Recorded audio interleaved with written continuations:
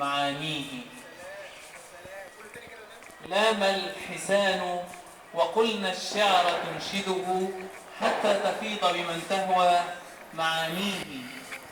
ونحن للحسن أهل كيف تتركنا دون الحبيب بلا وصف وتشبيه. فقلت مهلا فلو في كن من شبه بمن أحب لكان القول يحكيه، لكنه إن بدا تغربن في خجل فذلكن الذي لمتنني فيه. طيب احنا نقول قصيدة ولا حضرتك؟ طيب لا ورد احنا قاعدين كله معاك. لام الحسان وقلنا الشعر تنشده حتى تفيض بمن تهوى معانيه.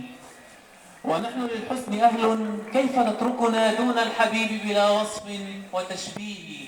فقلت مهلا فلو في كن من شبه بمن أحب لكان القول يحكيه، لكنه إن بدا تغربن في خجل فذلكن الذي لمتنني فيه. رسالة من عاشقة.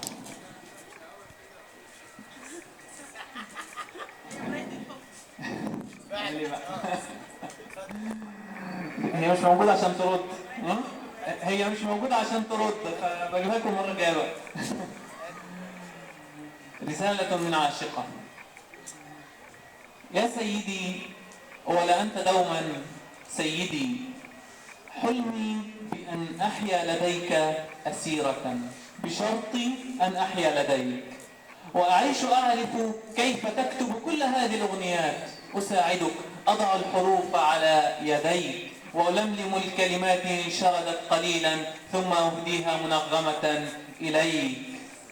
يا سيدي إني هنا، عطري وعطرك ها هنا، سري وسرك ها هنا، أنا صرت أنت أتراك لم تصبح أنا.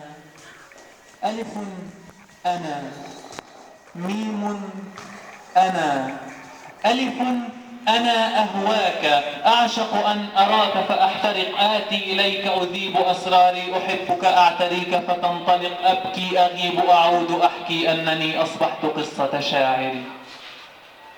ميم أنا، مني ومنك مرارة المنأى، مباعدة المحب الملتقى، ومنى المتيم مذ مررت محلقا ما قلت فيه قصيدة.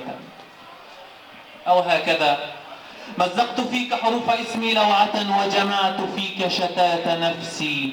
يا كل يومي أنت أمسي ويظل فيك على المدى بوحي وهمسي. يا سيدي أغرقت كل سفائني فامدد يديك بحق هذا الحب، فلتمدد يديك بحق هذا الشعر عندك والحياة. هبني الحياة ألقي إلى حلمي بها طوق النجاة، خذني إلى تلك الشواطئ رحلة أبدية، وهناك نرتشف الخلود ولا نفكر أن نعود، نمحو الوجود من الوجود لأننا نحن الوجود.